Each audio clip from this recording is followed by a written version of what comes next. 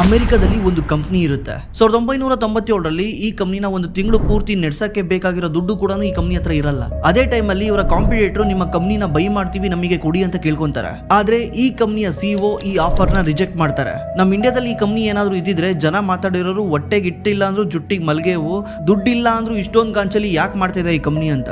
ಯಾಕಂದ್ರೆ ಈ company survive ಆಗ್ಬೇಕಂದ್ರೆ ಮುಂದಿನ ತಿಂಗಳು ಈ ಕಂಪ್ನಿ ನಡೆಸಕ್ಕೆ ಬೇಕಾಗಿರೋ ದುಡ್ಡೇ ಈ ಕಂಪ್ನಿ ಹತ್ರ ಇರಲಿಲ್ಲ. ಅಂತ ಟೈಮಲ್ಲಿ ಹೋಗಿ ಈ ಕಂಪ್ನಿ ಆಫರ್ ನ ರಿಜೆಕ್ಟ್ ಮಾಡುತ್ತೆ. ಇವತ್ತು ಈ ಕಂಪನಿಯ ವ್ಯಾಲ್ಯೂಯೇಷನ್ $4.7 ಟ್ರಿಲಿಯನ್. ಇದು ನಮ್ಮ ದೇಶದ GDP ಗಿನ್ನ ಜಾಸ್ತಿ ಇದೆ. ನಮ್ಮ ದೇಶದಲ್ಲೇ ಅತಿ ದೊಡ್ಡ ಕಂಪನಿ ಆಗಿರೋ ರಿಲಯನ್ಸ್ ನ ಈ ಕಂಪನಿಗೆ ಕಂಪೇರ್ ಮಾಡಿದ್ರೆ 20 ರಿಲಯನ್ಸ್ ನ ಜೋಡಿಸಬೇಕು ಇದೊಂದು ಕಂಪನಿಗೆ ಸಮ ಮಾಡಕ್ಕೆ. ಇವತ್ತು ಪ್ರಪಂಚದ 10 ಅತಿ ದೊಡ್ಡ ಸೂಪರ್ ಕಂಪ್ಯೂಟರ್ ಗಳಲ್ಲಿ 8 ಸೂಪರ್ ಕಂಪ್ಯೂಟರ್ಗಳು ಈ ಕಂಪನಿ ತಯಾರು ಮಾಡಿರೋ ಚಿಪ್ ಇಂದಾನೇ ರನ್ ಆಗ್ತಾ ಇದೆ. ಅಷ್ಟೇ ಅಲ್ಲ, ಇವತ್ತು ಎ ರೆವಲ್ಯೂಷನ್ ಗೆ ಬೇಕಾದಂತ 80% ಚಿಪ್ ನ ಇದೇ ಕಂಪನಿ ತಯಾರು ಮಾಡುತ್ತೆ. ಒಟ್ನಲ್ಲಿ ಹೇಳ್ಬೇಕಂದ್ರೆ ಈ ಆಧುನಿಕ ಜಗತ್ನ ಈ ಕಂಪನಿ ಕಂಟ್ರೋಲ್ ಮಾಡ್ಕೊಂಡು ಇಟ್ಕೊಂಡಿದೆ. ಇವತ್ತು ಈ ಕಂಪನಿ ಜಗತ್ತಿನ ಅತಿ ದೊಡ್ಡ ಕಂಪನಿ. ಇದು ಯಾವುದೋ ಜಸ್ಟ್ ಒಂದು ಸಕ್ಸಸ್ ಸ್ಟೋರಿ ಅಲ್ಲ, ಇದು ಸತತವಾಗಿ 3 ಬಾರಿ ಸತ್ತು ಬದುಕಿದಂತ ಕಂಪನಿ ಹೇಗೆ ಇವತ್ತು ಈ ಹಂತಕ್ಕೆ ಬಂದು ನಿಂತ್ಕೊಂತು ಅನ್ನೋದೇ ಈ ವಿಡಿಯೋದ ಟಾಪಿಕ್. ಆ ಕಂಪನಿ ಯಾವುದು ಅಂದ್ರೆ Nvidia. As we all know, NVIDIA is one of the largest graphics chip makers, and I'll ask it simply, why do you hate Intel so much? Well, we don't hate Intel so much, but they do hate us a lot.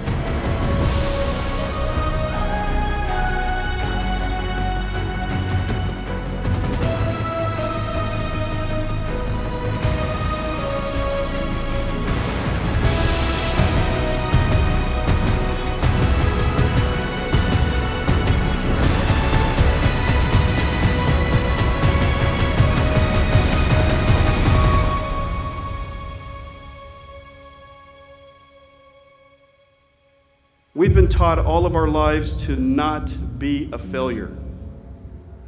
So why am I standing here wishing you embraced failing? NVIDIA failed from the very beginning. We found fame early on as a failed startup.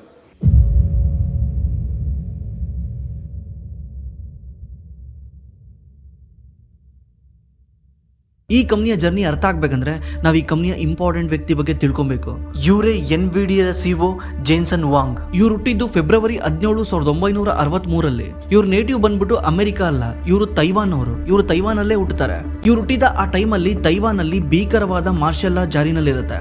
ಮತ್ತೆ China ಜೊತೆ civil war ಮತ್ತೆ ರಾಜಕೀಯ ಗಲಾಟೆಗಳು ಸತತವಾಗಿ ಈ ಕಂಟ್ರಿನಲ್ಲಿ ನಡೀತಾನೆ ಇರುತ್ತೆ.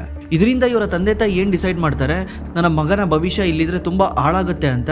ಇವನು ಕೇವಲ 9 ವರ್ಷ ಇರಬೇಕಾದ್ರೆ ಅಮೆರಿಕದ ಒಂದು ಬೋರ್ಡಿಂಗ್ ಅಲ್ಲಿ ಸೇರಿಸ್ತಾರೆ. ಬಟ್ ಆ ಬೋರ್ಡಿಂಗ್ ಅಲ್ಲಿ ಅಷ್ಟೊಂದು ಫೆಸಿಲಿಟಿ ಇಲ್ದಿದ್ದ ಕಾರಣ ಜೆನ್ಸನ್ ವಾಂಗಿಗೆ ಸ್ಟಾರ್ಟಿಂಗ್ ಅಲ್ಲಿ ಬೋರ್ಡಿಂಗ್ ಸ್ಕೂಲು ನರಕ ತರ ಫೀಲ್ ಆಗುತ್ತೆ. ಯಾಕಂದ್ರೆ ಇಲ್ಲಿ ಡೈಲಿ ಟಾಯ್ಲೆಟ್ ಕ್ಲೀನ್ ಮಾಡ್ಬೇಕಾಗಿರುತ್ತೆ. ಮತ್ತೆ ಇವರು ಬದುಕಕ್ಕೋಸ್ಕರ ಹೊರಗಡೆ ಹೋಗಿ ಹೋಟೆಲ್ ಅಲ್ಲಿ ಲೋಟ ಕ್ಲೀನ್ ಮಾಡೋದು, ಟೇಬಲ್ ಒರೆಸೋದು, ಪಾತ್ರೆ ತೊಳೆಯೋದು, ಈ ತರ ಕೆಲಸ ಮಾಡ್ತಿರ್ತಾರೆ. ಇವರು ಓದೋದ್ರಲ್ಲಿ ತುಂಬಾ ಶಾರ್ಪ್ ಇದ್ದಿದ್ರಿಂದ ಎಲೆಕ್ಟ್ರಿಕಲ್ ಇಂಜಿನಿಯರಿಂಗ್ ನ ಮುಗಿಸಿ ಚಿಪ್ ತಯಾರು ಮಾಡೋ ಒಂದು ಕಂಪನಿನಲ್ಲಿ ಕೆಲಸಕ್ಕೆ ಸೇರ್ಕೊಂತಾರೆ. ಅಲ್ಲೇ ಇವ್ರಿಗೆ ಇಬ್ರು ಫ್ರೆಂಡ್ಸ್ ಸಿಗ್ತಾರೆ. ಅವ್ರ ಹೆಸರು ಕ್ರಿಸ್ ಮತ್ತೆ ಕರ್ಟೀಸ್ ಅಂತ. ಇವ್ರ ಮೂವರ್ಗು ಲೈಫ್ ಅಲ್ಲಿ ಏನಾದ್ರು ದೊಡ್ಡದಾಗಿ ಮಾಡಬೇಕು ಅಂತ ತುಂಬಾ ಆಸೆ ಇರುತ್ತೆ. ಅದೇ ರೀತಿ ಈ ಮೂವರು ಅವ್ರು ಮಾಡ್ತಿದ್ದ ಕೆಲಸನ 1993ರಲ್ಲಿ ಬಿಡ್ತಾರೆ. ಬಿಟ್ಟು ಇವ್ರದೇ ಒಂದು ಓನ್ ಸ್ಟಾರ್ಟ್ಅಪ್ ನ ಮಾಡಬೇಕು ಅಂತ ಪ್ಲಾನ್ ಮಾಡ್ತಾರೆ. ಪ್ಲಾನ್ ಮಾಡಿ ಅಮೆರಿಕದ ಸ್ಯಾನ್ ಜೋಸೆನಲ್ಲಿರೋ ಒಂದು ಸಣ್ಣ ರೆಸ್ಟೋರೆಂಟ್ ಅಲ್ಲಿ ಈ ಮೂವರು ಮೀಟ್ ಆಗ್ತಾರೆ. ಆ ಸ್ಯಾನ್ ಜೋಸೆ ಅನ್ನೋ ಒಂದು ಊರು ತುಂಬಾ ಸಣ್ಣ ಊರಾಗಿರುತ್ತೆ. ಅಲ್ಲಿ ಯಾವುದೇ ರೀತಿ ದೊಡ್ಡ ದೊಡ್ಡ ಕಾರ್ಪೊರೇಟ್ ಆಫೀಸ್ಗಳು ಇರಲ್ಲ, ದೊಡ್ಡ ದೊಡ್ಡ ಕಂಪ್ನಿಗಳು ಇರಲ್ಲ. ಅಂತ ಊರಲ್ಲಿ ಈ ಮೂವರು ಮೀಟಿಂಗ್ ಮಾಡ್ತಾರೆ. ಇವ್ರು ಮೀಟಿಂಗ್ ಮಾಡ್ತಿದ್ದ ಟೇಬಲ್ ಮೇಲೆ ಇವ್ರ ಫ್ಯೂಚರ್ ಅಲ್ಲಿ ಕಂಪ್ನಿನ ಬಿಲ್ಡ್ ಮಾಡಕ್ಕೆ ಬೇಕಾದ ದುಡ್ಡನ್ನ ಇವ್ರು ಮೂವರು ಜೋಬಿನಿಂದ ತಗೊಂಡು ಟೇಬಲ್ ಮೇಲೆ ಇಡ್ತಾರೆ. ಆ ಟೋಟಲ್ ದುಡ್ಡು ಎಷ್ಟಿರುತ್ತೆ ಗೊತ್ತಾ? ಕೇವಲ $600. ಅಂದ್ರೆ ಒಬ್ರೊಬ್ರ ಹತ್ರ ಅಂದಾಜು $200 ಮಾತ್ರ ಇರುತ್ತೆ. ಇದು ಎಷ್ಟು ಸಣ್ಣ ದುಡ್ಡು ಅಂದ್ರೆ ಆ ಟೈಮಲ್ಲಿ ಈ ದುಡ್ಡಿಂದ ಜಸ್ಟ್ ಅಮೆರಿಕದಲ್ಲಿ ಒಂದು ಕಂಪ್ನಿನ ರಿಜಿಸ್ಟರ್ ಮಾಡಕ್ಕೂ ಆಗ್ತಾ ಇರ್ಲಿಲ್ಲ. ಇವತ್ತು ಇದೇ ಕಂಪ್ನಿ ಆಪಲ್ ನ ಬೀಟ್ ಮಾಡಿ ಜಗತ್ತಿನ ಅತಿ ದೊಡ್ಡ ಕಂಪ್ನಿ ಆಗಿದೆ. ಇಲ್ಲಿ ಟ್ವಿಸ್ಟ್ ಏನಂದ್ರೆ ಇವ್ರಿಗೆ ಯಾವುದೇ ರೀತಿ ಬಿಸ್ನೆಸ್ ಪ್ಲಾನೇ ಇರ್ಲಿಲ್ಲ. ಯಾವ ರೀತಿ ಬಿಸ್ನೆಸ್ ಮಾಡಬೇಕು ಏನು ಅನ್ನೋ ಪ್ಲಾನೇ ಇರ್ಲಿಲ್ಲ. ಬಟ್ ಇವ್ರಿಗೆ ಒಂದು ಐಡಿಯಾ ಇರುತ್ತೆ. ಏನಂದ್ರೆ ಫ್ಯೂಚರ್ ಅಲ್ಲಿ ಕಂಪ್ಯೂಟರ್ಗಳು ಈ ಚಿಪ್ ನ ಬಹಳ ಯೂಸ್ ಮಾಡ್ತಾರೆ. ಈಗಿನ ಕಾಲದ ಚಿಪ್ಗಳು ಹೇಗಿದಾವೆ ಅಂದ್ರೆ ಕೇವಲ ಒಂದು ಕ್ಯಾಲ್ಕುಲೇಷನ್ ಮಾಡೋದ್ರಲ್ಲೇ ಈಗಿನ ಕಾಲದ ಚಿಪ್ಗಳು ಸುಸ್ತಾಗ್ತವೆ. ಬಟ್ ಫ್ಯೂಚರ್ ಅಲ್ಲಿ ಮಲ್ಟಿಪಲ್ ಕ್ಯಾಲ್ಕುಲೇಷನ್ ಮಾಡುವಂತ ಚಿಪ್ಗಳು ಬರ್ತವೆ. ಆ ರೀತಿ ಚಿಪ್ ನ ತಯಾರು ಮಾಡೋಣ ಅಂತ ಇವರು ಪ್ಲಾನ್ ಮಾಡಿ ಸ್ಟಾರ್ಟ್ ಮಾಡ್ತಾರೆ. ಇವ್ರ ಐಡಿಯಾ ಎಷ್ಟು ಕ್ರೇಜಿ ಆಗಿರುತ್ತೆ ಅಂದ್ರೆ ಇವರ ಐಡಿಯಾನ ಇಷ್ಟಪಟ್ಟು ಸಿಕೋವಾ ಕ್ಯಾಪಿಟಲ್ ಅನ್ನೋ ಒಂದು ಇನ್ವೆಸ್ಟರ್ ಕಂಪನಿ ಇವ್ರ ಮೇಲೆ $2 million ಇನ್ವೆಸ್ಟ್ ಮಾಡುತ್ತೆ. ಅದೇ ಟೈಮಲ್ಲಿ ಆಶ್ಚರ್ಯ ಏನಂದ್ರೆ ಈ ತರ ಗ್ರಾಫಿಕ್ಸ್ ಚಿಪ್ ಮೇಲೆ ಕೆಲಸ ಮಾಡ್ತಿದ್ದಂತ 90 ಕಂಪನಿಗಳು ಅಮೆರಿಕದಲ್ಲಿ ಇರ್ತವೆ. ಇಂಥ ದೊಡ್ಡ ದೊಡ್ಡ ಕಂಪನಿಗಳ ಮಧ್ಯದಲ್ಲಿ ಇದೊಂದು ಸಣ್ಣ ಕಂಪನಿ ಸರ್ವೈವ್ ಆಗುತ್ತೆ ಅಂತ ಯಾರಿಗೂ ಕೂಡ ಗ್ಯಾರಂಟಿ ಇರಲಿಲ್ಲ. ಯಾಕಂದ್ರೆ ಈ ಕಂಪನಿ ಶುರುವಾದ ತಕ್ಷಣ ಇವರು ಆ 90 ಕಂಪನಿಗಳಿಗೆ ಕಾಂಪಿಟೇಷನ್ ಮಾಡಬಿಟ್ಟು ಇವ್ರು ಮಾಡಿದ ಬ್ಲಂಡರ್ ಮಿಸ್ಟೇಕ್ ಇಂದ ಈ ಕಂಪನಿನೇ ಮುಳುಗೋಗೋ ಅಂತ ಪರಿಸ್ಥಿತಿಗೆ ತಾಮಂದು ನಿಲ್ಸಿರ್ತಾರೆ. ಇವತ್ತು ನಮ್ಮ ಇಂಡಿಯಾದಲ್ಲಿ ನಾವು ತುಂಬಾ ಗ್ಲೋಬಲ್ ಕಂಪನಿಗಳ ಪ್ರಾಡಕ್ಟ್ಗಳನ್ನ ಯೂಸ್ ಮಾಡ್ತೇವೆ. ಬಟ್ ತುಂಬಾ ಕಡಿಮೆ ಜನ ಈ ಕಂಪನಿಗಳ ಬಿಸ್ನೆಸ್ನ ಓನ್ ಮಾಡ್ತಾರೆ. ಹಾಗೇನೆ ನೀವೊಂದು ವಿಷಯ ಅರ್ಥ ಮಾಡ್ಕೊಳ್ಳಿ, ಎನ್ವಿಡಿಯಾ ವರ್ಷಾನುಗಟ್ಲೆ ಟೆಕ್ನಾಲಜಿ ಮೇಲೆ ಸ್ಪೆಂಡ್ ಮಾಡಿ ಇನ್ವೆಸ್ಟ್ ಮಾಡಿ ಇವತ್ತು AI ಇಂಡಸ್ಟ್ರಿಯ ಬ್ಯಾಕ್ ಬೋನ್ ಆಗಿದೆ. ಬಟ್ ಇವತ್ತು ಎನ್ವಿಡಿಯಾ ಗ್ರೋತ್ ಇಂದ ಬೆನಿಫಿಟ್ ಆಗ್ತಿರೋದು ತುಂಬಾ ಕಡಿಮೆ ಜನಕ್ಕೆ. ನೆಕ್ಸ್ಟ್ ಯಾವುದು ಬಿಗ್ಗೆಸ್ಟ್ ಕಂಪನಿ ಆಗುತ್ತೆ ಅಂತ ನಮ್ಗೆ ಯಾರಿಗೂ ಗೊತ್ತಿಲ್ಲ. ಅದು ಏನಲ್ಲಾದ್ರೂ ಆಗಿರ್ಬೋದು, ಸೆಮಿ ಕಂಡಕ್ಟರ್ ಅಲ್ಲಾದ್ರೂ ಆಗಿರ್ಬೋದು, ಅಥವಾ ರೋಬೋಟಿಕ್ಸ್ ಅಲ್ಲಾದ್ರೂ ಆಗಿರ್ಬೋದು. ಈ ರೀಸನ್ ಇಂದ ದೊಡ್ಡ ದೊಡ್ಡ ಇನ್ವೆಸ್ಟರ್ಸು ಕೇವಲ ಒಂದೇ ಇಂಡಸ್ಟ್ರಿ ಮೇಲೆ ಅಥವಾ ಒಂದೇ ಕಂಪನಿ ಮೇಲೆ ಡಿಪೆಂಡ್ ಆಗಲ್ಲ. ಅವರು ಗ್ಲೋಬಲ್ ಅಲ್ಲಿ ಕೂಡ ಅವ್ರ ದುಡ್ಡನ್ನ ಡೈವರ್ಸಿಫೈ ಮಾಡ್ತಾರೆ. ಎಕ್ಸಾಂಪಲ್ಗೆ ಒಂದು ಕ್ರಿಕೆಟ್ ಟೀಮ್ ತಗೊಳ್ಳಿ, ಅದರಲ್ಲಿ 11 ಜನ ಇರ್ತಾರೆ. 11 ಜನನು ನಾವು ಬ್ಯಾಟ್ಸ್ಮನ್ನೇ ತಗೊಂಡ್ರೆ ಅಥವಾ 11 ಜನನು ನಾವು ಬೌಲರ್ನೇ ತಗೊಂಡ್ರೆ ನಾವು ಮ್ಯಾಚ್ ವಿನ್ ಆಗಕ್ಕಾಗತ್ತಾ? ಇಲ್ಲ ಅಲ್ವಾ? ಇನ್ವೆಸ್ಟಿಂಗ್ ಕೂಡ ಇದೇ ರೀತಿನೇ ವರ್ಕ್ ಆಗೋದು. ಇವತ್ತು ನಮ್ಮ ಇಂಡಿಯಾದ ತುಂಬ ಇನ್ವೆಸ್ಟರ್ಸು ಗ್ಲೋಬಲ್ ಕಂಪ್ನಿಗಳನ್ನ ಮತ್ತು ಇಂಟರ್ನ್ಯಾಷನಲ್ ಕಂಪ್ನಿಗಳನ್ನ ಅವ್ರ ಪೋರ್ಟ್ಫೋಲಿಯೋದಲ್ಲಿ ಕಂಬೈನ್ ಮಾಡಿಕೊಂಡು ಪೋರ್ಟ್ಫೋಲಿಯೋನ ಬಿಲ್ಡ್ ಮಾಡ್ತಾ ಇದ್ದಾರೆ. ಎಕ್ಸಾಂಪಲ್ಗೆ AI ಇರ್ಬೋದು, ಸೆಮಿ ಕಂಡಕ್ಟರ್ ಇರ್ಬೋದು, ಕ್ಲೌಡ್ ಕಂಪ್ಯೂಟಿಂಗ್ ಇರ್ಬೋದು, ಈ ಥರ ಇಂಡಸ್ಟ್ರಿಗಳಲ್ಲಿ ಇನ್ವೆಸ್ಟ್ ಮಾಡ್ತಿದ್ದಾರೆ. ಮತ್ತು ನಾವು ಗ್ಲೋಬಲ್ ಕಂಪ್ನೀಸ್ಗಳಲ್ಲಿ ಇನ್ವೆಸ್ಟ್ ಮಾಡ್ಬೇಕಾದ್ರೆ ನಾವು ಈ 3 ಪಿಲ್ಲರ್ಗಳನ್ನ ಅರ್ಥ ಮಾಡ್ಕೊಬೇಕು. ಒಂದು ಕರೆನ್ಸಿ ಡಿಪ್ರಿಷಿಯೇಷನ್ನು. ನಮ್ಮ ಇಂಡಿಯನ್ ಕರೆನ್ಸಿ ವರ್ಷದಿಂದ ವರ್ಷಕ್ಕೆ ಆವರೇಜ್ ಅಂದ್ರೂ 4% ಡಿಪ್ರಿಷಿಯೇಟ್ ಆಗುತ್ತೆ. ಇದರಿಂದ ನಮಗೆ ಗ್ಲೋಬಲ್ ಈಕ್ವಿಟೀಸಲ್ಲಿ 4% ಎಕ್ಸ್ಟ್ರಾ ರಿಟರ್ನ್ ಸಿಗುತ್ತೆ. ಮತ್ತು ನಮ್ಮ ಇಂಡಿಯಾದಲ್ಲಿ AI ಮತ್ತು ರೋಬೋಟಿಕ್ಸ್ ಥೀಮ್ಗಳು ನಿಮಗೆ ಇನ್ವೆಸ್ಟ್ ಮಾಡೋಕ್ಕೆ ಸಿಗಲ್ಲ, ಅದು ಗ್ಲೋಬಲ್ ಅಲ್ಲಿ ಸಿಗುತ್ತೆ. ಮತ್ತೆ ನೀವು ಚೈನಾ, ಜಪಾನ್, ಸೌತ್ ಕೊರಿಯಾ ಈ ತರ ಬೇರೆ ಬೇರೆ ದೇಶಗಳ ಕಂಪ್ನಿನಲ್ಲಿ ನ್ಯಾಸ್ಡ್ಯಾಕ್ ಥ್ರೂ ಇನ್ವೆಸ್ಟ್ ಮಾಡಬಹುದು. ಇವಾಗ ನೀವೊಂದು ಕ್ವಶನ್ ಕೇಳ್ಬೋದು, US ಕಂಪ್ನಿಗಳಲ್ಲಿ ಇನ್ವೆಸ್ಟ್ ಮಾಡೋದು ಐಡಿಯಾ ಚೆನ್ನಾಗಿದೆ, ಬಟ್ ಇನ್ವೆಸ್ಟ್ ಮಾಡೋದು ಹೆಂಗೆ ಅಂತ. ಈ ಪ್ರಾಬ್ಲಮ್ಗೆ ಸೊಲ್ಯೂಷನ್ ಆಗಿನೇ ಟಿಕ್ಕರ್ ಟೇಪರ್ ಬಂದಿದ್ದಾರೆ. ಇದು regulated by SEC, FINRA in USA. ಮತ್ತೆ ಇಂಡಿಯಾದಲ್ಲಿ IFSCA ಇದನ್ನ ರೆಗ್ಯುಲೇಟ್ ಮಾಡುತ್ತೆ. ಇದನ್ನ ನೀವು ಗಿಫ್ಟ್ ಸಿಟಿ ರೂಟ್ಸ್ ಇಂದ ಆಕ್ಸೆಸ್ ಮಾಡಬಹುದು. Ticket tape through Indian investors US stocks ಮತ್ತೆ US ETF ಅಲ್ಲಿ ಇನ್ವೆಸ್ಟ್ ಮಾಡಬಹುದು. ಮತ್ತೆ ಇವ್ರದ್ದು INR ಫಸ್ಟ್ ಇಂಟರ್ಫೇಸ್ ಇದೆ, ಅಂದ್ರೆ ನಿಮ್ಗೆಲ್ಲಾನು ಇಂಡಿಯನ್ ರುಪೀಸ್ ಅಲ್ಲೇ ಪ್ರೈಸ್ ಗೊತ್ತಾಗುತ್ತೆ. ಇದನ್ನ ಸ್ಟಾರ್ಟ್ ಮಾಡೋಕ್ಕೆ ದೊಡ್ಡ ಅಮೌಂಟ್ ಏನು ಬೇಕಾಗಿಲ್ಲ, ಕೇವಲ $100 ನೀವು ಸ್ಟಾರ್ಟ್ ಮಾಡ್ಬೋದು. ಮತ್ತೆ ಮಾರ್ಕೆಟ್ ಅಲ್ಲಿ ಸಾವಿರಾರು ಕಂಪ್ನಿಗಳಿರ್ತವೆ, ನಾವ್ ಹೆಂಗೆ ಕಂಪ್ನಿಗಳನ್ನ ಚೂಸ್ ಮಾಡ್ಕೊಬಹುದು ಅಂತ ನೀವು ಕೇಳಿದ್ರೆ ಅದಕ್ಕೂ ಕೂಡ ಇದರಲ್ಲಿ ಸೊಲ್ಯೂಷನ್ ಇದೆ. Ticker tape global curated theme collection ನಿಮಗೆ ಆಫರ್ ಮಾಡುತ್ತೆ. ಅಂದ್ರೆ ನಿಮಗೆ ಸೆಮಿ ಕಂಡಕ್ಟರ್ ಥೀಮ್ ಇಂಟ್ರೆಸ್ಟ್ ಇದ್ರೆ ಅದಕ್ಕೆ ಅಂತಾನೆ ಕೋರ್ ಸೆಮಿ ಕಂಡಕ್ಟರ್ ಕಲೆಕ್ಷನ್ಗಳು ಸಿಗ್ತವೆ. ಅದರಲ್ಲಿ TSMC, ಕ್ವಾಲ್ಕಾಮ್, ASML ಇಂಥ ಸ್ಟಾಕ್ಸ್ಗಳು ಸಿಗ್ತವೆ. ಮತ್ತೆ ಈ ಪ್ಲಾಟ್ಫಾರ್ಮ್ ನಿಮಗೆ ಫ್ರೀ ಆಗಿ ಅಕೌಂಟ್ ಓಪನಿಂಗ್ ಮಾಡ್ಕೊಡೋ ಆಫರ್ ಕೊಡುತ್ತೆ. ಮತ್ತೆ ವಿಡ್ರಾ ಚಾರ್ಜಸ್ ಏನು ಇರಲ್ಲ, ಮತ್ತೆ AMC ಕೂಡ ಫ್ರೀ ಇರುತ್ತೆ. ಮತ್ತೆ ನಿಮಗೆ ಇದರಲ್ಲಿ ಡೆಡಿಕೇಟೆಡ್ ಟ್ಯಾಕ್ಸ್ ಸೆಂಟರ್ ಸಿಗುತ್ತೆ. ಇದು ಇಂಡಿಯಾದ ಗಿಫ್ಟ್ ಸಿಟಿ ಥ್ರೂ ರೆಗ್ಯುಲೇಟ್ ಆಗೋದ್ರಿಂದ ಇಂಡಿಯಾದ ಇನ್ವೆಸ್ಟರ್ಸ್ಗೆ ಒಂದು ಹೊಸ ಕಾನ್ಫಿಡೆಂಟ್ ಲೇಯರ್ ಸಿಕ್ಕಂಗಾಗುತ್ತೆ. ಸೊ ನಿಮ್ಗೇನಾದ್ರೂ ಇಂಟ್ರೆಸ್ಟ್ ಇದ್ರೆ ಲಿಂಕ್ ನಮ್ಮ ಡಿಸ್ಕ್ರಿಪ್ಷನ್ ಅಲ್ಲಿದೆ, ಹೋಗಿ ಚೆಕ್ ಮಾಡಿ. ಮತ್ತೆ ನೀವು ಅಕೌಂಟ್ ಓಪನ್ ಮಾಡುವಾಗ Angel26 ಅನ್ನೋ ಒಂದು ಕೋಡ್ನ ಯೂಸ್ ಮಾಡಿದ್ರೆ ನಿಮಗೆ first month pro subscription free ಆಗಿ ಸಿಗುತ್ತೆ. 1995ರಲ್ಲಿ ಎನ್ವಿಡಿಯಾ ತನ್ನ ಮೊದಲನೇ ಪ್ರಾಡಕ್ಟ್ನ ಲಾಂಚ್ ಮಾಡ್ತಾರೆ, ಅದೇ NV1 ಚಿಪ್. ಅಷ್ಟೇ ಅಲ್ಲ, ಆಗಿನ ಟೈಮಲ್ಲಿ ಜಗತ್ತಿನ ಅತಿ ದೊಡ್ಡ ಗೇಮಿಂಗ್ ಕಂಪ್ನಿ ಆಗಿರೋ ಸೇಗಾ ಜೊತೆ ಪಾರ್ಟ್ನರ್ಶಿಪ್ ಮಾಡ್ಕೊಂತಾರೆ. ಎಲ್ಲಾನು ಚೆನ್ನಾಗಿ ನಡ್ಕೊಂಡು ಹೋಗ್ತಿದೆ ಅನ್ನೋ ಟೈಮಲ್ಲೇನೆ ಎನ್ವಿಡಿಯಾ ಜಿದ್ದಿಗೆ ಬಿದ್ದು ಒಂದು ಬಿಗ್ಗೆಸ್ಟ್ ಮಿಸ್ಟೇಕ್ ಮಾಡ್ತಾನೆ. ಇದರಿಂದ ಈ ಕಂಪ್ನಿ ಆಲ್ಮೋಸ್ಟ್ ಮುಳುಗೋ ಸ್ಟೇಜಿಗೆ ಬಂದಿರುತ್ತೆ. ಸಾಮಾನ್ಯವಾಗಿ ನೀವು ಕಂಪ್ಯೂಟರ್ ನಲ್ಲಿ ಗೇಮಿಂಗ್ ಅಥವಾ ಗ್ರಾಫಿಕ್ಸ್ ಏನಾದ್ರೂ ನೋಡ್ಬೇಕಂದ್ರೆ ಅದರ ಬ್ಯಾಕ್ ಗ್ರೌಂಡ್ ಅಲ್ಲಿ ಕೋಟ್ಯಾಂತರ ಸಣ್ಣ ಸಣ್ಣ ಶೇಪ್ಗಳು ವರ್ಕ್ ಆಗಬೇಕು. ಆ ಟೈಮಲ್ಲಿ ಎಲ್ಲಾ ಟೆಕ್ ಕಂಪನಿಗಳು ಅವರ ಚಿಪ್ ಒಳಗಡೆ ಟ್ರಯಾಂಗಲ್ ಆರ್ಕಿಟೆಕ್ಚರ್ ನ ಯೂಸ್ ಮಾಡ್ತಾ ಇರ್ತಾರೆ, ಆದ್ರೆ ಇವರೊಬ್ಬರೇನೆ ಸ್ಕ್ವೇರ್ ಆರ್ಕಿಟೆಕ್ಚರ್ ನ ಯೂಸ್ ಮಾಡ್ತಾರೆ. ಇದರಿಂದ ಏನಾಗುತ್ತೆ, ಮೈಕ್ರೋಸಾಫ್ಟ್ ಕೂಡ ಈ ಗೇಮಿಂಗ್ ಇಂಡಸ್ಟ್ರಿನಲ್ಲಿ ಕಾಲಿಡ್ತಾನೆ. ಡೈರೆಕ್ಟ್ ಎಕ್ಸ್ ಅನ್ನೋ ಒಂದು ಸಾಫ್ಟ್ವೇರ್ ತಗೊಂಡ್ಬಂದ್ಬಿಟ್ಟು ಮೈಕ್ರೋಸಾಫ್ಟ್ ಕೂಡ ಎಂಟ್ರಿ ಆಗ್ತಾನೆ. ಮೈಕ್ರೋಸಾಫ್ಟ್ ಎಂಟ್ರಿ ಆದ ತಕ್ಷಣ ಅವನೊಂದು ರೂಲ್ಸ್ ಮಾಡ್ತಾನೆ, ಏನಂದ್ರೆ ಇನ್ಮೇಲಿಂದ ಯಾರಾದ್ರೂ ಮೈಕ್ರೋಸಾಫ್ಟ್ ಆಪರೇಟಿಂಗ್ ಸಿಸ್ಟಮ್ ನ ಯೂಸ್ ಮಾಡ್ತಿದಾರೆ ಅಂದ್ರೆ ಅದರಲ್ಲಿ ಕಂಪಲ್ಸರಿ ಎಲ್ಲರೂ ಕೂಡ ಈ ಟ್ರಯಾಂಗ್ಯುಲರ್ ಶೇಪ್ ನ ಯೂಸ್ ಮಾಡಬೇಕು, ಅಲ್ಲಿ ಯಾರು ಚೌಕಾಕಾರದ ಶೇಪ್ಗಳನ್ನ ಯೂಸ್ ಮಾಡಬಾರ್ದು ಅನ್ನೋ ಒಂದು ರೂಲ್ಸ್ ನ ತಗೊಂಡ್ಬರ್ತಾನೆ. ಇದರಿಂದ ಎನ್ವಿಡಿಯಾ ಏನೇನ್ ಚಿಪ್ ತಯಾರು ಮಾಡಿದ್ನಲ್ಲ ಇಷ್ಟ ದಿವಸ ಅದೆಲ್ಲಾನು ಕಸಕ್ ಬಿಸಾಕಂಗ್ ಆಗ್ಬಿಡುತ್ತೆ. ಯಾಕಂದ್ರೆ ಗೇಮಿಂಗ್ ಅಂದ್ರೇನೆ ಮೈಕ್ರೋಸಾಫ್ಟ್ ನೀವು ನಮ್ಮ ದೇಶದಲ್ಲಿರೋ ರೋಡ್ ಅಂದ್ಕೊಳ್ಳಿ, ಈ ರೋಡ್ ಪೂರ್ತಿ ಮೈಕ್ರೋಸಾಫ್ಟ್. ಅದ್ರ ಮೇಲೆ ಓಡಾಡ್ಬೇಕಂದ್ರೆ ನಿಮ್ಗೆ ಮೈಕ್ರೋಸಾಫ್ಟ್ ನ ಪರ್ಮಿಷನ್ ಬೇಕು. ಮೈಕ್ರೋಸಾಫ್ಟ್ ಏನ್ ರೂಲ್ ಸೆಟ್ ಮಾಡ್ತಾನೆ ಅದೇ ರೀತಿ ಓಡಾಡಬೇಕು. ಅದೇ ರೀತಿ ಪರಿಸ್ಥಿತಿ ಎನ್ವಿಡಿಯಾಗೂ ಬಂದಿರುತ್ತೆ. ಆಗ ಎನ್ವಿಡಿಯಾ ತನ್ನ ಪ್ರೊಡಕ್ಷನ್ ಮಾಡಿದ್ದ ಸುಮಾರು $5 ಮಿಲಿಯನ್ ಅಷ್ಟು ಚಿಪ್ ನ ಬಿಸಾಕ್ಬೇಕಾಗಿ ಬರುತ್ತೆ. ಮತ್ತೆ ಈ ಎನ್ವಿಡಿಯಾ ಕಂಪ್ನಿ ಕಂಪ್ಲೀಟ್ಲಿ ದಿವಾಳಿ ಆಗೋ ಸ್ಟೇಜಿಗೆ ಬಂದು ನಿಂತಿರುತ್ತೆ. ಅವ್ರ ಹತ್ರ ಇದ್ದ 100 ಜನ ಇಂಜಿನಿಯರ್ಸ್ ಅಲ್ಲಿ 70 ಜನನ ಮನೆ ಕಳಿಸಿ ಕೇವಲ 30 ಜನನ ಮಾತ್ರ ಕೆಲಸಕ್ಕೆ ಇಟ್ಕೊಂಡಿರ್ತಾರೆ. ಮತ್ತೆ ಇವ್ರ ಹತ್ರ ಮುಂದಿನ ತಿಂಗಳು ಈ ಕಂಪ್ನಿ ನಡೆಸಕ್ ಕೂಡ ದುಡ್ಡಿರಲ್ಲ, ಯಾಕಂದ್ರೆ ಮೊದಲನೇ ಪ್ರಾಡಕ್ಟ್ ಎಕ್ಕುಟ್ಟು ಹೋಗಿದೆ. ಆ ಟೈಮಲ್ಲಿ ಎನ್ವಿಡಿಯಾ ನಿಜವಾಗ್ಲೂ ಏನಾದರೂ ಮಾರ್ಕೆಟಲ್ಲಿ ಸಸ್ಟೈನ್ ಆಗಬೇಕಂತಿದ್ರೆ ಎನ್ವಿಡಿಯಾ 30 ದಿವಸದಲ್ಲಿ ಏನಾದರೂ ಮ್ಯಾಜಿಕ್ ಮಾಡಬೇಕಿತ್ತು. ಆ ಮ್ಯಾಜಿಕ್ ಮಾಡಿ ಇನ್ವೆಸ್ಟರ್ಸ್ ಹತ್ರ ದುಡ್ಡು ಇಸ್ಕೊಂಡೇ ಎನ್ವಿಡಿಯಾ ಸಕ್ಸಸ್ ಆಗಬೇಕು. ಇಲ್ಲ ಅಂದರೆ ಈ ಎನ್ವಿಡಿಯಾ ಅನ್ನೋ ಒಂದು ಹೆಸರೇನೆ ಮುಂದೆ ಇಲ್ದಂಗೆ ಆಗೋಗ್ತಿತ್ತು. Our employees will say, Jensen's always telling us we're 30 days from going out of business. ಈ ಕಂಪ್ನಿ ಆಲ್ಮೋಸ್ಟ್ ಮುಳುಗೋದು ಫಿಕ್ಸ್ ಅಂತ ಗೊತ್ತಾದ್ಮೇಲೆ ಈ ಕಂಪ್ನಿಯ ಕಾಂಪಿಟೇಟರ್ ಆಗಿರೋ 3DFX ಬಂದ್ಬಿಟ್ಟು ಎನ್ವಿಡಿಯಾಗೆ ಒಂದು ಆಫರ್ ಮಾಡ್ತಾನೆ. ಏನಂದರೆ ನೀವು ಹೆಂಗಿದ್ರೂ ಮುಳುಗೋಗ್ತಾ ಇದ್ದೀರಾ, ನಾವು ನಿಮ್ಮನ್ನು ಬೈ ಮಾಡ್ತೀವಿ, ನಾವು ನಿಮ್ಮ ಕಂಪ್ನಿನ ಖರೀದಿ ಮಾಡ್ತೀವಿ ಅಂತ ಅವನು ಆಫರ್ ಮಾಡ್ತಾನೆ. ಬಟ್ ಈ ಆಫರ್ನ ಎನ್ವಿಡಿಯಾ CEO ಆಗಿರೋ ಜೆನ್ಸನ್ ಹುವಾಂಗು ಮಕ್ಕದ ಮೇಲೆ ಹೊಡೆದಂಗೆ ರಿಜೆಕ್ಟ್ ಮಾಡ್ತಾನೆ. ಯಾಕಂದರೆ ಅವನಿಗೆ ಗೊತ್ತಿರುತ್ತೆ ಈ 3DFX ಕಂಪನಿ ಎನ್ವಿಡಿಯಾಗೆ ಹೆಲ್ಪ್ ಆಗಲಿ ಅಂತ ಈ ಅಕ್ವಸೇಷನ್ ಮಾಡ್ತಾ ಇಲ್ಲ, ಎನ್ವಿಡಿಯಾನ ಮಾರ್ಕೆಟಲ್ಲಿ ಇಲ್ದಂಗೆ ಮಾಡೋಕ್ಕೋಸ್ಕರ ಅವ್ರು ನಮ್ಮ ಕಂಪ್ನಿನ ಬೈ ಮಾಡ್ತಿದ್ದಾರೆ. ಅದಕ್ಕೇನೆ ಜಾನ್ಸನ್ ಹುವಾಂಗು ಈ ಕಂಪ್ನಿನ ಸೆಲ್ ಮಾಡಕ್ಕೆ ಇಷ್ಟನೇ ಪಡಲ್ಲ. ಅವ್ನು ಹೇಳ್ತಾನೆ ಈ ಕಂಪ್ನಿ ಮುಳುಗಿ 0 ಆದ್ರೂ ಪರವಾಗಿಲ್ಲ, ನಾನು ಈ ಕಂಪ್ನಿನ ಸೆಲ್ ಮಾಡಲ್ಲ ಅಂತ. ಮತ್ತೆ ಈ ಜೇನ್ಸನ್ ತಕ್ಷಣ ಏನ್ ಮಾಡ್ತಾನೆ, ತನ್ನ ಹತ್ರ ಇದ್ದ 30 ಇಂಜಿನಿಯರ್ಗಳನ್ನ ಯೂಸ್ ಮಾಡ್ಕೊಂಡು ಮತ್ತೆ ಈ ತ್ರಿಕೋಣಾಕಾರದ ಶೇಪ್ನೇ ವರ್ಕ್ ಆಗಂಗೆ ಚಿಪ್ನ ಬಿಲ್ಡ್ ಮಾಡ್ತಾ ಹೋಗ್ತಾನೆ. ಅದಕ್ಕೆ ರೀವಾ 128 ಅಂತ ಹೆಸರಿಡ್ತಾನೆ. ಇದರಲ್ಲೂ ಕೂಡ ಒಂದು ದೊಡ್ಡ ಟ್ವಿಸ್ಟ್ ಇತ್ತು. ಏನಂದ್ರೆ ನೀವು ನಾರ್ಮಲ್ ಆಗಿ ಯಾವ್ದನ್ನ ಚಿಪ್ ರೆಡಿ ಮಾಡ್ತಿದ್ದೀರಾ ಅಂದ್ರೆ ಆ ಚಿಪ್ನ ನೀವು ತಿಂಗಳುಗಟ್ಟಲೆ ಟೆಸ್ಟ್ ಮಾಡಿ ನೀಟಾಗಿ ವರ್ಕ್ ಆಗ್ತಿದೆಯಾ ಅಲ್ಲ ಅಂತ ಚೆಕ್ ಮಾಡಿಕೊಂಡು ಆ ಚಿಪ್ನ ಮ್ಯಾನುಫ್ಯಾಕ್ಚರಿಂಗ್ ಕಳಿಸ್ಬೇಕಾಗಿರುತ್ತೆ. ಅದರಲ್ಲಿ ಒಂದೇ ಒಂದು ಸಣ್ಣ ಡಾಟ್ ಏನಾದರೂ ರಾಂಗ್ ಆಗಿದ್ರೆ ಎಂಟೈರ್ ಚಿಪ್ ಪ್ರೊಡಕ್ಷನ್ನೇ 0 ಆಗೋಗುತ್ತೆ, ಎಲ್ಲ ರಾಂಗ್ ಆಗೋಗುತ್ತೆ. ನೀವು ಲಾಸ್ಟ್ ಟೈಮ್ ನಮ್ಮ ವಿಡಿಯೋ ನೋಡಿರ್ಬೋದು, TSMC ವಿಡಿಯೋದಲ್ಲಿ ನಾವು ಎಕ್ಸ್ಪ್ಲೈನ್ ಮಾಡಿದ್ವಿ ಯಾವ ರೀತಿ ಚಿಪ್ ಮ್ಯಾನುಫ್ಯಾಕ್ಚರಿಂಗ್ ಆಗುತ್ತೆ ಅಂತ. ಚಿಪ್ ಮ್ಯಾನುಫ್ಯಾಕ್ಚರಿಂಗ್ ಬಂದ್ಬಿಟ್ಟು ಇವ್ರು ಫಸ್ಟ್ ಡಿಸೈನ್ ಮಾಡ್ತಾರೆ. ಯಾರು ಎನ್ವಿಡಿಯಾ ಡಿಸೈನ್ ಮಾಡ್ತಾನೆ, ಡಿಸೈನ್ ಮಾಡಿ ಇದನ್ನ ಮ್ಯಾನುಫ್ಯಾಕ್ಚರಿಂಗ್ ಕಂಪನಿನಲ್ಲಿ ಕಳಿಸ್ತಾನೆ. ಅದು ತೈವಾನಲ್ಲಿರೋ TSMC ಏನ್ ಮಾಡುತ್ತೆ, ಅವ್ರು ಏನ್ ಚೆಕ್ ಮಾಡಲ್ಲ, ಇವ್ರು ಏನ್ ಡಿಸೈನ್ ಕಳಿಸಿರ್ತಾರೋ ಅದೇ ರೀತಿನೇ ಮ್ಯಾನುಫ್ಯಾಕ್ಚರಿಂಗ್ ಮಾಡ್ತಾರೆ ಚಿಪ್ನ. ಅದರಲ್ಲಿ ಏನಾದರೂ ಒಂದೇ ಒಂದು ಚೂರ್ ತಪ್ಪಿದ್ರೆ ಏನಾಗುತ್ತೆ, ಒಂದು ಡಾಟ್ ತಪ್ಪಿದ್ರೆ ಏನಾಗುತ್ತೆ, ಇಡೀ ಪ್ರೊಡಕ್ಷನ್ ಏನೇ ನುಚ್ಚು ನೂರಾಗೋಗುತ್ತೆ.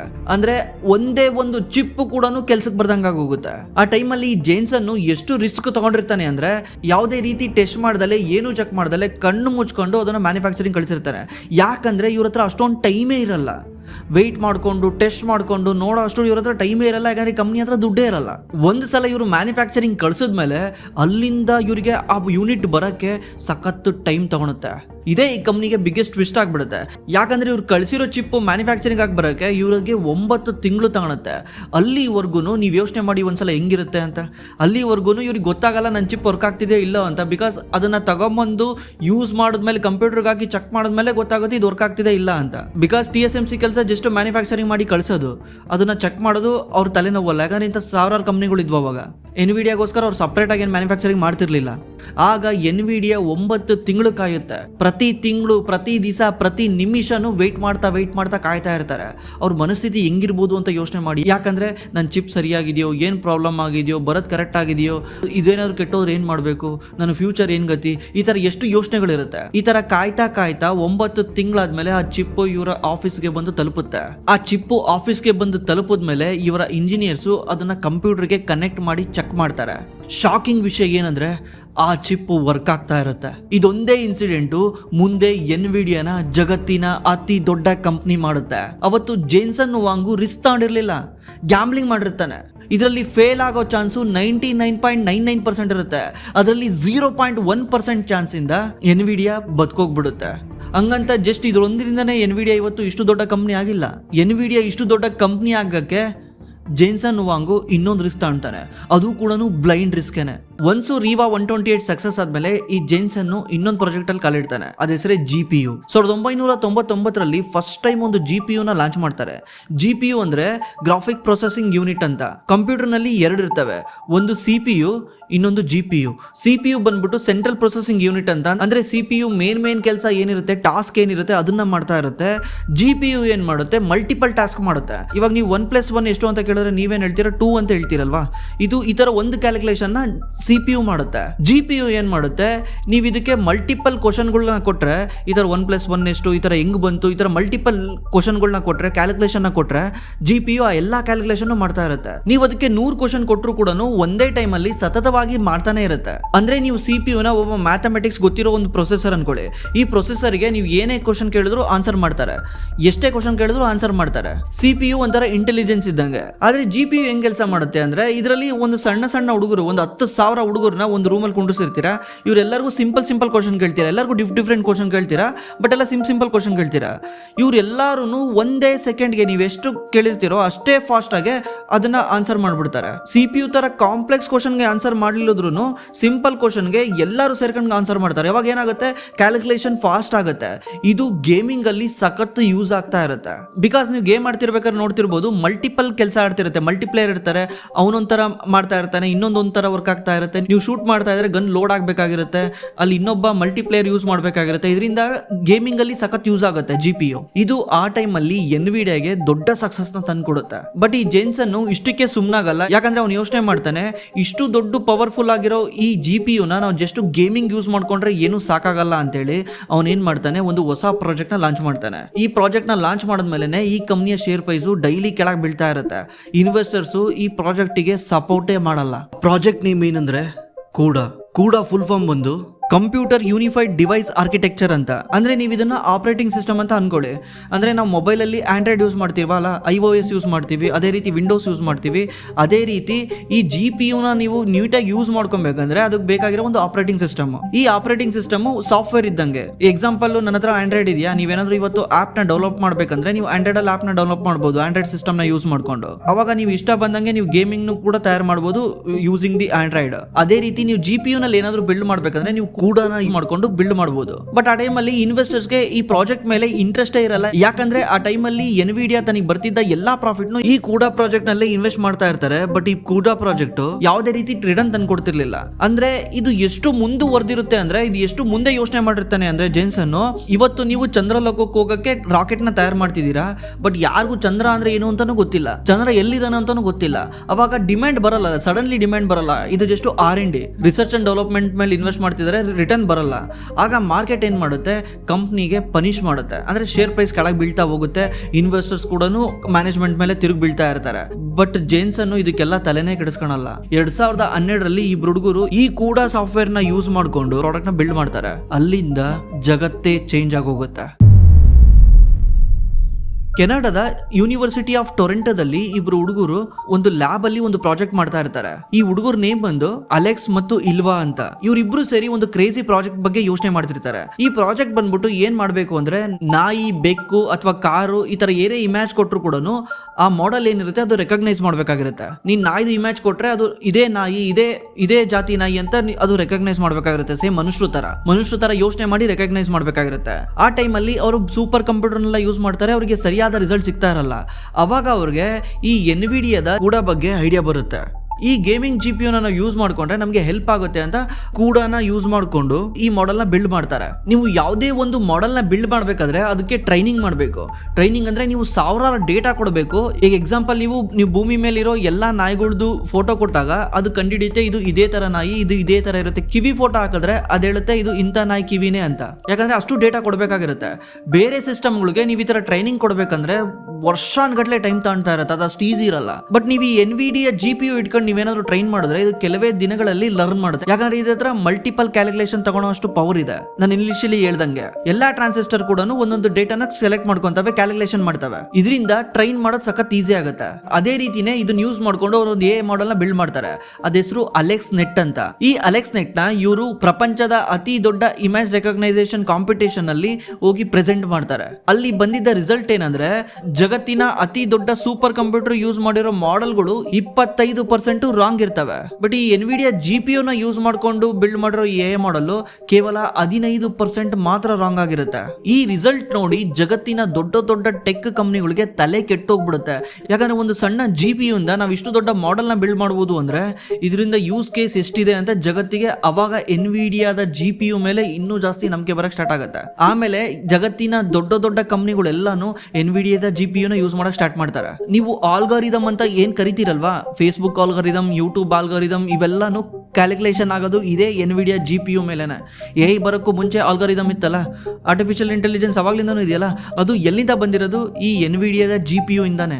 ಮುಂದೆ ಹೋಗಿ ಫೇಸ್ಬುಕ್ ಅದನ್ನ ಆಲ್ಗಾರಿದಮ್ ಬಿಲ್ಡ್ ಮಾಡಕ್ಕೆ ಯೂಸ್ ಮಾಡ್ಕೊಳುತ್ತೆ, ಗೂಗಲ್ ತನ್ನ ಸರ್ಚ್ ಇಂಜಿನ್ ನ ಬಿಲ್ಡ್ ಮಾಡ್ಕೊಳಕ್ಕೆ ಯೂಸ್ ಮಾಡುತ್ತೆ, ಯೂಟ್ಯೂಬ್ ತನ್ನ ಸರ್ಚ್ ಪ್ಲಾಟ್ಫಾರ್ಮ್ ನ ಬಿಲ್ಡ್ ಮಾಡ್ಕೊಳಕ್ಕೆ ಯೂಸ್ ಮಾಡುತ್ತೆ. ಇದೇ ರೀತಿ ದೊಡ್ಡ ಕಂಪ್ನಿಗಳೆಲ್ಲಾನು ಎನ್ವಿಡಿಯಾ ಚಿಪ್ ನ ಯೂಸ್ ಮಾಡಕ್ ಸ್ಟಾರ್ಟ್ ಮಾಡ್ತಾರೆ. ಅಷ್ಟೇ ಯಾಕೆ, ಓಪನ್ AI ಜಗತ್ತಿನ ಮೊದಲ LLM ಮಾಡೆಲ್ ನ ಬಿಲ್ಡ್ ಮಾಡುತ್ತೆ, ಅದೇ ChatGPT. ಮುಂದೆ ಹೋಗಿ ಅದು ChatGPT ಆಗಿ ಲಾಂಚ್ ಆಗುತ್ತೆ. ಇದೆಲ್ಲ ಮಾಡೆಲ್ ಬಿಲ್ಡ್ ಆಗಿರೋದು ಈ ಎನ್ವಿಡಿಯಾದ GPU ಮೇಲೇನೆ. ಇವತ್ತು ನೀವು AI ಅಂತ ಏನೇನು ಕರಿತಿದ್ದೀರಲ್ವಾ, ಅದು ಚೈನಾದಲ್ಲಾಗಿರ್ಲಿ ಎಲ್ಲೇ ಆಗಿರ್ಲಿ, ಎಲ್ಲ AI ರನ್ ಆಗೋದು ಕೂಡ ಈ ಎನ್ವಿಡಿಯಾದ GPU ಮೇಲೇನೆ. ಮೋಸ್ಟ್ ಆಫ್ ದ AI 95% ಅನ್ಕೊಂಬಿಡಿ, 95% ಆಫ್ ದ AI ಈ ಎನ್ವಿಡಿಯಾದ GPU ಮೇಲೆ ರನ್ ಆಗುತ್ತೆ. ಇವಾಗ ನಿಮ್ಗೊಂದು ಕ್ವಶನ್ ಬಂದಿರ್ಬೋದು, ಓಕೆ ಈ GPU ಇಷ್ಟು ಚೆನ್ನಾಗಿ ಕೆಲಸ ಮಾಡುತ್ತೆ, GPU ಅಂದ್ರೆ ಇದರಿಂದ ಇಷ್ಟೊಂದು ಹೆಲ್ಪ್ ಇದೆ, ಫ್ಯೂಚರ್ ಆಫ್ AI ಕೂಡ ಇದೇ GPU ಮೇಲೆ ನಿಂತಿದೆ, ಹಂಗಿದ್ಮೇಲೆ ಯಾಕೆ ಬೇರೆ ಬೇರೆ ಕಂಪ್ನಿಗಳು ಈ ತರ GPU ನ ಬಿಲ್ಡ್ ಮಾಡ್ತಿಲ್ಲ, ಬಿಲ್ಡ್ ಮಾಡ್ಬೋದಲ್ಲ ಅವ್ರಾಗವ್ರೆ ಅಂತ. ಬಿಲ್ಡ್ ಮಾಡ್ಬೋದು GPU ಬಿಲ್ಡ್ ಮಾಡೋದೇನು ಪ್ರಾಬ್ಲಮ್ ಅಲ್ಲ. ಖುದ್ದು ಆಪಲ್ ಕೂಡ ಅವ್ರದ್ದು M1 ಚಿಪ್ M2 ಚಿಪ್ ಅಂತ ಲಾಂಚ್ ಮಾಡಿದ್ದಾರೆ, ಅದರಲ್ಲೂ ಕೂಡ GPU ಇದೆ, ಅವ್ರದ್ದು ಓನ್ GPU ಇದೆ. ಬಟ್ ಇಲ್ಲಿ ಪ್ರಾಬ್ಲಮ್ ಏನು ಗೊತ್ತಾ, AI ಮಾಡೆಲ್ನ ನೀವು ಏನಾದ್ರು ಟ್ರೈನ್ ಮಾಡ್ಬೇಕಂದ್ರೆ ಜಗತ್ತಿನಲ್ಲಿರೋ 50 ಲಕ್ಷಕ್ಕಿಂತ ಹೆಚ್ಚು ಇಂಜಿನಿಯರ್ಗಳು ಅವರೆಲ್ಲ ಟ್ರೈನ್ ಆಗಿರೋದು ಈ ಕೂಡ ಸಾಫ್ಟ್ವೇರ್ ಮೇಲೆ. ಅವ್ರು ಏನೇನು ಪ್ರೋಗ್ರಾಮ್ ಬರಿತಾ ಇದ್ದಾರೆ, ಪ್ರೋಗ್ರಾಮ್ ಕಲ್ತಿದ್ದಾರೆ, ಎಲ್ಲ ಕೂಡ ಸಾಫ್ಟ್ವೇರ್ ಮೇಲೆ. ಎಕ್ಸಾಂಪಲ್ಗೆ ನೀನು ಸಣ್ಣ ವಯಸ್ಸಿಂದ ದೊಡ್ಡವನಾಗೋವರೆಗೂ ನೀನು ಪೂರ್ತಿ ಕನ್ನಡದಲ್ಲೇ ಎಲ್ಲ ಕಲ್ತಿದ್ಯಾ, ಕನ್ನಡದಲ್ಲೇ ಪ್ರತಿಯೊಂದು ನಿನಗೆಲ್ಲ ಗೊತ್ತಿರೋದು, ಕನ್ನಡದಲ್ಲೇ ಪ್ರತಿಯೊಂದು ಬುಕ್ ಬರ್ದಿದ್ಯಾ. ಇವಾಗ ನಿನಗೆ ಹೋಗ್ಬಿಟ್ಟು ಹೊಸ್ದಾಗಿ ಏನೋ ಕಲಿ ಅಂದರೆ ಇವಾಗ ಏನು ಮಾಡ್ತೀಯ ನೀನು, ಮತ್ತೆ ಹತ್ಲ ಕಡೆ ತಲೆ ಕೆಡಿಸ್ಕೊಳಲ್ಲ, ಯಾಕಂದರೆ ಟೈಮ್ ಹಿಡಿಯುತ್ತೆ ನಿನಗೆ. ಸಿಂಪಲ್ ಆಗಿ ಹೇಳ್ಬೇಕಂದ್ರೆ ಇದು ನೆಟ್ವರ್ಕ್ ಎಫೆಕ್ಟ್ ಅಂತ ಕರಿತೀವಿ. ಈಗ ನೀವು ಆಂಡ್ರಾಯ್ಡಲ್ಲಿ ಹೈಯೆಸ್ಟ್ ಎವರ್ ಅಪ್ಲಿಕೇಶನ್ಸ್ ಇದಾವೆ. ಓಕೆ, ಈಗ ನಾಳೆ ಯಾರೋ ಒಬ್ಬ ಬಂದ್ಬಿಟ್ಟು ಏನು ಒಂದು ಆಪರೇಟಿಂಗ್ ಸಿಸ್ಟಮ್ ಬಿಲ್ಡ್ ಮಾಡೋದೇನು ಮ್ಯಾಟ್ರೇ ಅಲ್ಲ, ಯಾರು ಬೇಕಾದ್ರೂ ಬಿಲ್ಡ್ ಮಾಡ್ಬೋದು. ಬಟ್ ಯಾಕೆ ಬಿಲ್ಡ್ ಮಾಡೋಕ್ಕಾಗಲ್ಲ ಅಂದರೆ, ನಾಳೆ ಯಾರೋ ಒಬ್ಬ ಬಂದ್ಬಿಟ್ಟು ನಂದು ಆಪರೇಟಿಂಗ್ ಸಿಸ್ಟಮ್ ಇದೆ ನಂದು ಯೂಸ್ ಮಾಡಿ ಅಂತ ಬಂದರೆ, ಯಾಕೆ ಈ ನೋಕಿಯಾ ಫೇಲ್ ಆಗಿದ್ದು, ಯಾಕೆ ವಿಂಡೋಸು ಮೊಬೈಲಲ್ಲಿ ಫೇಲ್ ಆಗಿದ್ದು, ಯಾಕಂದರೆ ಅಲ್ಲಿ ಯಾವುದೇ ರೀತಿ ಅಪ್ಲಿಕೇಶನ್ಗಳಿಲ್ಲ. ಇವಾಗ ನೀವೇನಾದರೂ ಹೋಗ್ಬಿಟ್ಟು ಆ ಹೊಸ ಆಪರೇಟಿಂಗ್ ಸಿಸ್ಟಮಲ್ಲಿ ಆ್ಯಪ್ನ ಡೌನ್ಲೋಡ್ ಮಾಡಬೇಕಂದ್ರೆ ಅಲ್ಲಿ ಆ್ಯಪೇ ಇರಲ್ಲ. ಯಾಕಂದರೆ ಯಾವ ಡೆವಲಪರ್ ಹೋಗಿ ಅಲ್ಲಿ ಆ್ಯಪ್ ಬರೆಯಲ್ಲ, ಯಾಕಂದ್ರೆ ಅಲ್ಲಿ ಯಾರು ಯೂಸರ್ ಇಲ್ಲ ಅಂತ. ಯೂಸರ್ ಇಲ್ದಿದ್ದ ಕಾರಣ ಡೆವಲಪರ್ ಹೋಗಲ್ಲ, ಡೆವಲಪರ್ ಇಲ್ದಿದ್ದ ಕಾರಣ ಯೂಸರ್ಸ್ ಹೋಗಲ್ಲ. ಇದೇ ರೀತಿನೇ ಇಲ್ಲಾಗಿದೆ. ಕೂಡ ಕಲ್ತಿರೋ ಇಂಜಿನಿಯರ್ಗಳು ಕೂಡರೇ ಯೂಸ್ ಮಾಡ್ತಾರೆ. ಆಲ್ರೆಡಿ ಇಂಜಿನಿಯರ್ಸ್ ಕೂಡ ಕಲ್ತಿರೋದ್ರಿಂದ AI ಕಂಪ್ನಿಗಳು ಈ ಕೂಡ ಮೇಲೆ ಡೆವಲಪ್ ಆಗಿರೋ ಎನ್ವಿಡಿಯಾ ಚಿಪ್ಗಳನ್ನೇ ಬೈ ಮಾಡಬೇಕು. ಅರ್ಥ ಆಯ್ತಾ? ಇದೇ ರೀಸನ್ ಇಂದನೇ ಎನ್ವಿಡಿಯಾನ ಬೀಟ್ ಮಾಡೋದು ಆಲ್ಮೋಸ್ಟ್ ಇಂಪಾಸಿಬಲ್. ಇದನ್ನೇ ನಾವು ಬಿಸ್ನೆಸ್ ಅಲ್ಲಿ ಮೋಟ್ ಅಂತ ಕರಿತೀವಿ. ಇವತ್ತು ಎನ್ವಿಡಿಯಾ ಜಗತ್ತಿನ ಅತಿ ದೊಡ್ಡ ಕಂಪ್ನಿ. ಎನ್ವಿಡಿಯಾದು ಶೇರ್ ಪ್ರೈಸು 2000 ಇಸ್ವಿಯಿಂದ 2016-17ವರೆಗೂ ಒಂದು ಪೈಸನು ಮೂವ್ ಆಗಲ್ಲ. ನೀವು ಎನ್ವಿಡಿಯಾದು ಚಾರ್ಟ್ ಒಂದ್ಸಲ ಓಪನ್ ಮಾಡಿ ನೋಡಿ, ಒಂದು ಪೈಸನು ಮೂವ್ ಆಗಿರಲ್ಲ. ಸ್ಟಿಲ್ 2019ವರೆಗೂ ಅಷ್ಟೊಂದೇನು ಮೂವ್ಮೆಂಟ್ ಕಂಡಿರಲ್ಲ. 2019ರಿಂದ ಶೇರ್ ಪ್ರೈಸ್ ಯಾವ ರೀತಿ ಮೂವ್ ಆಗುತ್ತೆ ಅಂತ ಚಾರ್ಟ್ ಓಪನ್ ಮಾಡಿ ನೋಡಿ. ಎಷ್ಟು ಪೇನ್ ಅನುಭವಿಸಿರ್ಬೇಕಲ್ವಾ, ಎಷ್ಟು ಜನ ಇನ್ವೆಸ್ಟರ್ಸ್ ಬೈದಿರ್ಬೇಕಲ್ಲ. ₹1 ಮೇಲೆ ಹೋಗ್ತಾ ಇಲ್ಲ, ನಿನ್ನ ಶೇರ್ಸ್ ಅಲ್ಲಿ ದುಡ್ಡು ಹಾಕಿರೋದು ಮೇಲೆ ಹೋಗ್ತಾನೆ ಇಲ್ಲ, ವೇಸ್ಟ್ ನಿನ್ನ ಕಂಪ್ನಿ. ಇದೇ ರೀತಿ ಸಾಫ್ಟ್ ಬ್ಯಾಂಕು ಎನ್ವಿಡಿಯಾ ಶೇರ್ನ ಅವನ ಹತ್ರ 5% ಇರುತ್ತೆ ಎನ್ವಿಡಿಯಾ, ಅದನ್ನು ಅಷ್ಟು ಸೆಲ್ ಮಾಡ್ಬಿಡ್ತಾನೆ, ನನಗೆ ರಿಟರ್ನ್ ಸಿಗ್ತಿಲ್ಲ ಅಂತ. ಅದು 5% ಏನಾದರೂ ಇವತ್ತು ಸಾಫ್ಟ್ ಬ್ಯಾಂಕ್ ಹತ್ರ ಇದ್ದಿದ್ರೆ ಇವತ್ತು ಸಾಫ್ಟ್ ಬ್ಯಾಂಕು ಜಗತ್ತಿನ ಅತಿ ದೊಡ್ಡ ಇನ್ವೆಸ್ಟರ್ ಕಂಪನಿ ಆಗ್ತಿತ್ತು. ಸೆಲ್ ಮಾಡ್ಬಿಡ್ತಾನ ಅವನು. ಇವತ್ತು ಒಂದ್ಸಲ ಆ ಶೇರ್ ಪ್ರೈಸ್ ಇಷ್ಟಿದೆ ಅಂತ ನೋಡಿ, ನನಗೆ ಯಾವಾಗ ಡಿಪ್ರೆಸ್ ಆಗ್ತಿರುತ್ತೆ, ನಾನು ಏನೋ ಅನ್ಕೊಂಡಿರೋದು ವರ್ಕ್ ಆಗ್ತಾ ಇರಲ್ಲ, ನಾನು ಏನೋ ಅನ್ಕೊಂಡಿರೋದು ಕೆಲಸ ಮಾಡ್ತಿರಲ್ಲ, ಅವಾಗೆಲ್ಲ ನಾನು ಎನ್ವಿಡಿಯಾದು ಶೇರ್ ಪ್ರೈಸ್ ಚಾರ್ಟ್ ಓಪನ್ ಮಾಡಿ ನೋಡ್ತೀನಿ. ಯಾಕಂದ್ರೆ ಯಾವಾಗ ಏನಾಗುತ್ತೆ ಯಾರು ಕೂಡ ಪ್ರೆಡಿಕ್ಟ್ ಮಾಡೋಕ್ಕಾಗಲ್ಲ. ನಮ್ಮ ಪಾಡಿಗೆ ನಾವು ಕೆಲಸ ಮಾಡ್ತಾ ಇರಬೇಕು, ಆಟೋಮೆಟಿಕ್ಲಿ ಇವತ್ತಲ್ಲ ನಾಳೆ ಮಿರಾಕಲ್ ಆಗೇ ಆಗುತ್ತೆ. ಬಟ್ ನಮ್ಮೇಲೆ ನಮಗೆ ನಂಬಿಕೆ ಇರಬೇಕು. ಇದ್ರ ಬಗ್ಗೆ ನಿಮ್ಗೆ ಅನಿಸುತ್ತೆ ಕೆಳಗಡೆ ಕಾಮೆಂಟ್ ಮಾಡಿ. ಮತ್ತೆ ನಿಮ್ಗೆ ಏನಾದರೂ ಶೇರ್ ಮಾರ್ಕೆಟಲ್ಲಿ ಇನ್ವೆಸ್ಟ್ ಮಾಡೋಕ್ಕೆ ಹೆಲ್ಪ್ ಬೇಕಿದ್ರೆ ನಮ್ಮ ಡಿಸ್ಕ್ರಿಪ್ಷನ್ ಅಲ್ಲಿ ಗೂಗಲ್ ಫಾರ್ಮ್ ಇದೆ. ಆ ಗೂಗಲ್ ಫಾರ್ಮ್ ಅಲ್ಲಿ ನೀವು ನಿಮ್ಮ ಡೀಟೇಲ್ನ ಎಂಟ್ರಿ ಮಾಡಿದ್ರೆ ನಮ್ಮ ಟೀಮ್ ನಿಮಗೆ ಕಾಲ್ ಮಾಡಿ ಹೆಲ್ಪ್ ಮಾಡ್ತಾರೆ. ಥ್ಯಾಂಕ್ಸ್ ಫಾರ್ ವಾಚಿಂಗ್, ಮತ್ತೆ ಸಿಗೋಣ.